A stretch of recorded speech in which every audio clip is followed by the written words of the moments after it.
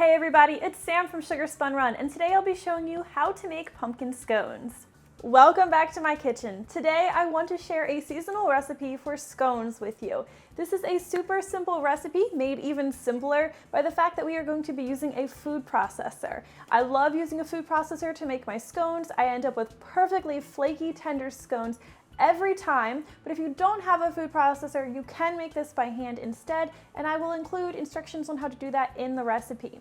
To get started, we are going to need 2 cups of all-purpose flour, and we'll add this to the canister of our food processor.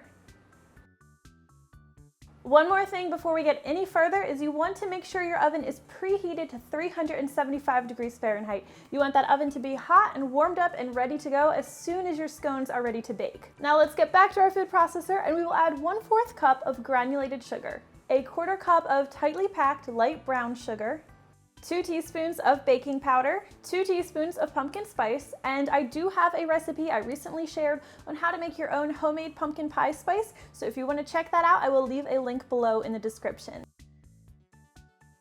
We will also add a 1/2 teaspoon of ground cinnamon and a 1/2 teaspoon of salt. All right, now we're going to put the lid on our food processor, and we're just going to pulse these ingredients really quickly so that we get our flour and our other ingredients nicely combined. Now we are going to need to add 1/2 cup of unsalted butter. If you can get European butter, I love the way that makes scones taste. I highly recommend it, but if you just have regular butter, that's fine too. You're going to want to cut your stick of butter into about 16 pieces and just kind of scatter those pieces over the top of the ingredients in your food processor. Another trick that's going to help make these scones a really great texture is you want to remember that your butter needs to be very cold. So one thing I like to do is I like to pop the butter in the freezer a couple minutes before I start baking my scones so it's really well chilled. You don't want to use room temperature or warm butter for this recipe. Make sure that it's cold. Now that we've added it to our food processor, we're going to replace the lid. And now we will pulse these ingredients until the mixture resembles coarse crumbs. You don't want to overmix anything at this step. This looks pretty good, so now we can move on to our pumpkin and our other liquid ingredients. You're going to need a 1/3 cup of pumpkin puree, and we are going to go ahead and blot some of that moisture out of the mixture.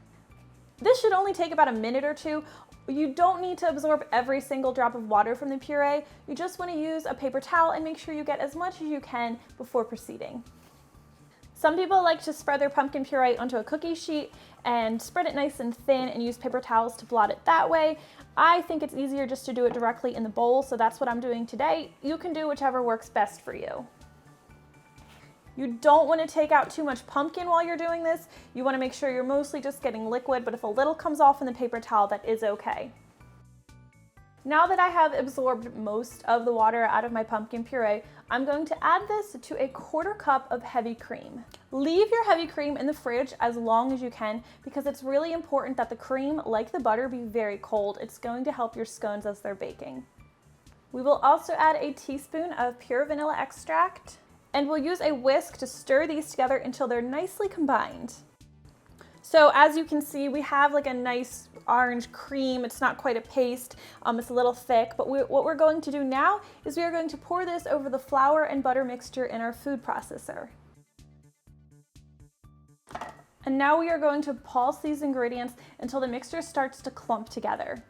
And as I mentioned, you can do all of this by hand instead, but what it requires is grating your butter and working that into your dry ingredients with a pastry cutter, and I find it can be really hard to get the ingredients to combine nicely and get a nice cohesive dough when you do it by hand. A food processor takes out all of that work and saves a ton of time, so if you have one, please use it for today's recipe. Now that we have our scone dough ready, we're going to transfer this to a clean, lightly floured surface. Now use your hands to work this dough into a disc. And to help your pumpkin scones get those nice flaky layers, we are going to fold the dough over itself about 5 times and rotate it 90 degrees after each fold. You don't want to overwork this dough, but folding it over itself is important, so don't skip this step. Okay, now we are going to work this dough into about a 6-inch wide disc. Use a large knife to make 4 even cuts to cut this into 8 wedges. And we'll transfer our scones to a parchment paper lined cookie sheet.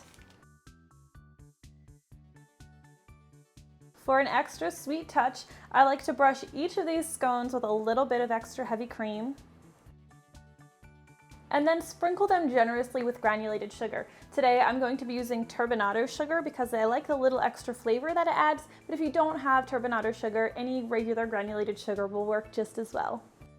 All right, now we will bake our scones in our 375-degree Fahrenheit oven for about 17 to 20 minutes. You want to make sure they're cooked all the way through and the edges might be beginning to just turn slightly golden brown.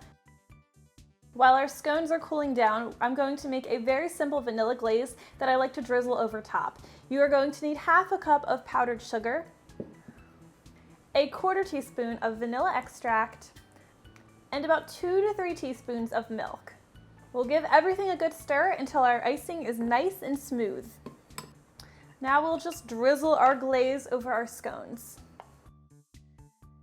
Now I know that these pumpkin scones already have sugar on top, so adding this glaze might be a little bit of overkill for you if you don't have a sweet tooth, but I do have quite a sweet tooth, so I highly recommend adding it. And that is all there is to making your own homemade pumpkin scones. I really hope you guys enjoyed today's recipe. If you try it out for yourself, please leave me a comment and let me know what you think. Thank you so much for watching, and I will see you next time.